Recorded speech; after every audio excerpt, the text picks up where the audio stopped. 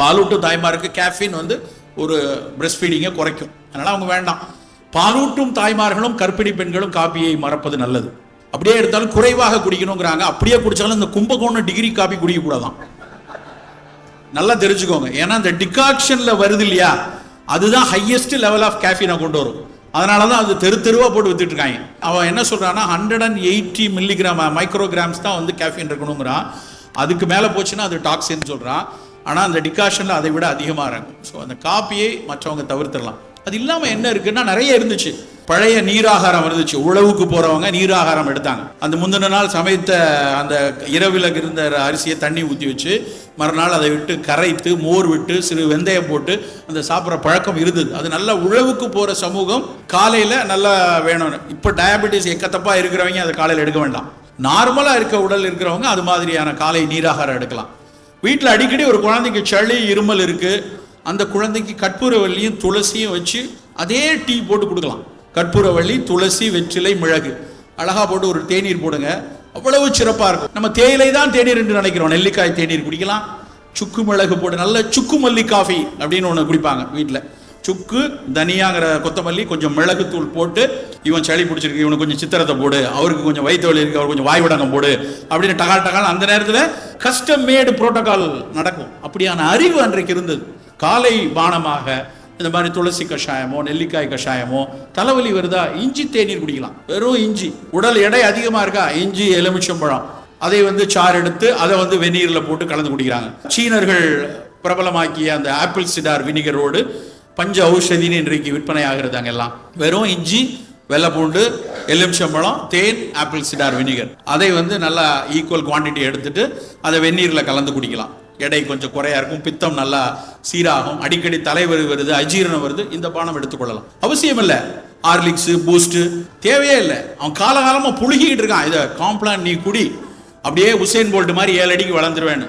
சென்னையில் பல பேர் அதை பக்கெட்ல ஊற்றி குளிச்சுட்டு இருக்கான். அப்பா அம்மா அகஸ்தியர் மாதிரி இருந்தா புள்ள எப்படி உசேன் போல்ட் மாதிரி வரும்? வாய்ப்பே கிடையாது.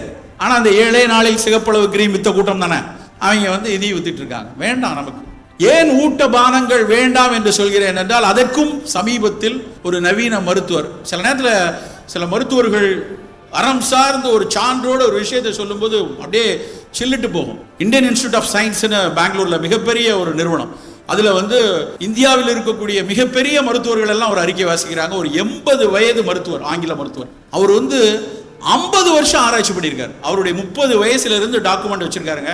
அவர் என்ன சொல்றாரு அப்படின்னா, இந்த ஊட்ட பானங்களை குழந்தைகளுக்கு கொடுத்து கொடுத்து தான் நம்மளுடைய எதிர்ப்பாற்றலும் போச்சு, நோயுடைய விஷயங்கள் மிகப்பெரிய அளவில் பீரிட்டதுக்கு காரணமே அதுதான். உன் பிள்ளை கொஞ்சம் எடை குறைவா இருந்தா அப்படியே இருக்கட்டும், மரபு உணவுகளை கொடு, இந்த ஊட்ட பானங்களை கொடுக்காத.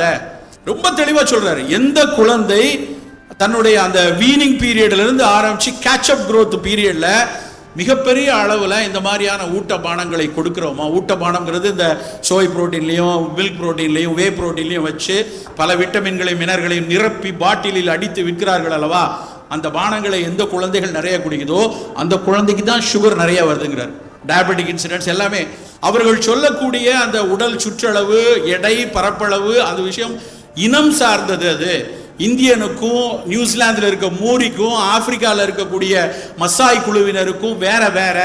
தயவு செய்து அமெரிக்கனைஸ்டு ஒரு நியூட்ரிஷனல் கான்செப்டை இதோட கொண்டு பொருத்தாதீங்க அப்படின்னு ஒரு மருத்துவர் மிகச்சிறப்பாக சொல்றார். புள்ளி உரங்களோடு இந்த தலைமுறை எப்படி மாறி இருக்கு, இவர்கள் எப்படி இருக்காரு. அதே மாதிரி இன்னொரு புத்தகம் ஒரு நண்பர் ஒருத்தர் கொடுத்துட்டு போனார். அவர் வந்து ஒரு 1950 எழுதியிருக்காரு. 27 எடிஷன் வித்துருச்சு அந்த புக்கு, ஒரு ஆங்கில புத்தகம். அந்த புத்தகத்துல நியூட்ரிஷன் அண்ட் டிஃபார்மிட்டிஸ் போட்டு அந்த புத்தகம். அவர் ஒரு பல் மருத்துவர்.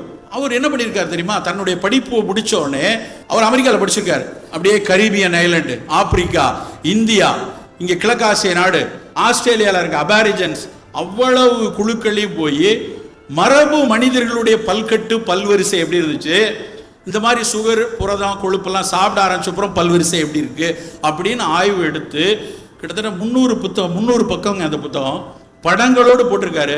நம் மூத்த தலைமுறையின் பல்வரிசை சிறப்பாக இருந்திருக்கு. இன்னைக்கு நம்ம பல்வரிசை எப்படி இருக்கு, நமக்கு எத்தனை ப்ராப்ளம், டென்டல் இஷ்யூ வருது, டென்டல் இஷ்யூல துவங்கி உள்ளுக்குள்ள போற எத்தனை நுண்கிருமிகள் இருக்கு, எல்லாத்த பத்தியும் அவர் அதில் படங்களோடு விளக்குறாரு. அவர் என்ன சொல்ல வர்றாருன்னா, அந்த மொத்த புத்தகத்துல இந்த புதிய துரித உணவுகளும் குறிப்பாக சர்க்கரையும் நம்முடைய எதிர்ப்பாற்றலை சிதைத்து விட்டதுன்னு 1950 எழுதியிருக்காரு. 27 எடிஷன். நான் வாங்கின புத்தகம் 27வது எடிஷன். இதெல்லாம் யாருக்கும் நமக்கு முன்னாடி இந்த செய்திகள் வரவே மாட்டேங்குது. மற்ற குப்பை விஷயங்களை, அந்த பாம்பு விடுற விஷயம் தான் சீரியல் பண்ணிட்டு இருக்கான். நண்பர்களே, நாம் ரொம்ப எச்சரிக்கையாக இருக்கணும். உணவுல குப்பை துரித உணவுகளை தயவு செய்து காலை உணவுகளாக ஆக்க வேண்டாம். காலை உணவுகள் வீட்டில் செய்த சிறுதானியங்களிலோ மரபு அரிசியிலோ செய்த உணவுகள் ஒரு 25% இருக்கட்டும். 75% காலை உணவு பழங்களாக இருக்கட்டும். அதிகம் இனிப்பு இல்லாத, அதிகம் புளிப்பு இல்லாத பழங்களா இருந்தா ரொம்ப சிறப்பு. வாழைப்பழம், கொய்யாப்பழம், மாதுளம்பழம், பப்பாளி பழம், நாவல், அந்தந்த சீசன்ல கிடைக்கிற பழங்களை எடுத்துக்கொள்ளலாம். அந்த பழங்களை, அதிக நார்ச்சத்துள்ள பழங்களை நிறைய எடுத்துக்கொண்டு, கொஞ்சம் இந்த மாதிரி முழுமையான தோடு அதிகம் உள்ள சிறுதானியங்களை. இப்பெல்லாம் இன்னொரு பிரச்சனை இருக்கு. சிறுதானியம் பேச ஆரம்பிச்சதுக்கு அப்புறம் சிறுதானியத்தையும் அரிசி மாதிரி பாலிஷ் பண்ணி விற்க ஆரம்பிச்சிருக்காங்க. வெள்ளை வெள்ளையர்னு இருக்கணும். அந்த வெள்ளை வியாதி என்னைக்கு தான் போகுமோ தெரியல. வெள்ளை கலர் அரிசி, வெள்ளை கலர் வேண்டாயா, வெள்ளை வெள்ளையன்னு இருக்க வேண்டான்னு பல தடவை சொல்லியாச்சு. ஆனாலும் சிறுதானியத்தை பாலிஷ் போட ஆரம்பிச்சிட்டாங்க. சிறுதானியங்கள் வாங்கினாலும் அதை நல்ல பழுப்பா இருக்கா, அது மேல அதனோட பிராண்ட் இருக்கான்னு பார்த்து வாங்க. அதையும் மாவாக்கி அதுல ஆப்பம், அதுல நல்ல ரோஸ்ட், அப்படி வேண்டாம். என்றைக்கோ ஒரு நாள் நம் குழந்தைகளுக்கு அப்படியே செஞ்சு கொடுங்க. மற்ற நேரங்களில் முழு தானியமா அப்படியே திணை அரிசி பொங்கல், வரகரிசியில புளியோதரை, குதிரைவாளியில மோர்ச்சோறு, சாமை அரிசியில பிரியாணி, அப்படி அந்த தானியம் முழுமையாக இருக்கும்போது மட்டும்தான் அது முழு பலன் கொடுக்கும். நான் எல்லா தானியத்தையும் ஒன்னா போட்டு அரைச்சி ஒரு நல்ல மாவு வச்சிருக்கேன், அதுல அப்பப்ப கஞ்சி காய்ச்சி கொடுத்துக்கிட்டே இருக்கேன் அப்படின்னா அது குழந்தைகளுக்கு நலம், பெரியவர்களுக்கு இல்லை. 40-50 வயதுக்கு மேல இருந்தா தானியம் முழுமையாக இருக்கணும். உடைச்சி மாவானா உங்கள்கிட்ட குட்டி பாப்பா பிள்ளைங்களுக்கு கொடுங்க, அது பிரச்சனை இல்லை. காலை உணவு எந்த குழந்தை எடுக்கலையோ அந்த குழந்தையினுடைய எதிர்ப்பாற்றல், அறிவாற்றல் ரெண்டுமே குறையும். ஏன்னா காலையில அந்த பிள்ளை பள்ளிக்கு போற அவசரத்துல 7:45 தான் போரை விட்டு வெளியே வருது, 8 மணிக்கு ஆட்டோக்கார பேன் வெளியே நிற்கிறாருன்னா பல பிள்ளைங்க சாப்பிட்றது இல்லை. குழந்தைகளின் காலை உணவு ரொம்ப ரொம்ப முக்கியமான விஷயம். அதே மாதிரி மொத்த உணவுகள்லையும் நம்மளுடைய காய்கறிகள், கீரைகளுடைய அளவு ரொம்ப அதிகம். இங்க இருக்கிற காய்கறிகள் ஏராளமாய் போதுமானது. நண்பர்களே, ஒரு வெண்டைக்காய் சர்க்கரை வியாதியை பெரிய அளவில் கட்டுப்படுத்திட்டு வருது. எத்தனை பேருக்கு தெரியும் தெரியல. ஒரு இதய நோய் மருத்துவர் தொடர்ச்சியா தன்னிடம் இருக்கக்கூடிய, அவர் இதய நோய்க்காக வர்றவர்கிட்ட சர்க்கரை வியாதியில இருக்கவங்கள்ட்ட அவர் சொல்லுவார், நீ சர்க்கரைக்குரிய மருந்து எடுத்துக்கோப்பா, ஆனா படிப்படியா குறைக்கணும்னா வெண்டைக்காய் சாப்பிடு. அது எப்படின்னா, வெண்டைக்காய் நீள வாக்கில் அறுத்துட்டு தண்ணிக்குள்ள போட்டு வச்சு மறுநாள் காலையில அதுல உள்ள சாப்பை பூரா கழுவி குடிக்கிறாங்க. நான் கண்ணால நிறைய பேஷண்ட்ஸா பார்த்துட்டு இருக்கிறேன். 200 இருந்தவங்க 220 இருக்கவங்களுக்குலாம் நல்லா குறைகிறது. அதுக்காக நான் என்ன நாளையில இருந்து எந்த மாத்திரையும் எடுக்கல, வெண்டைக்காயோட இருக்கேன்னு தயவு செய்து போயிடாதீங்க. முழுமையா உங்களுடைய மருத்துவரோட ஆலோசனையோட உங்களுடைய சர்க்கரை அளவு படிப்படியா குறையும் போது அவரே வேண்டாம், இந்த மாத்திரை வேண்டாம், இன்சுலின் இந்த டோஸை குறைச்சிக்கோங்க, நாளையில இருந்து 2 வேளை வேண்டாம், 1 வேளை, அப்புறம் மாத்திரையே வேண்டாம், நம்மளுடைய உடல் நல்ல உடல் பயிற்சியிலே கொண்டு வர முடியும் என்று மாற்ற முடியும். அப்படியான மருத்துவர்கள் இன்றைக்கும் இருக்கத்தான் செய்றாங்க. அப்படி படிப்படியாக மாற்றுங்க.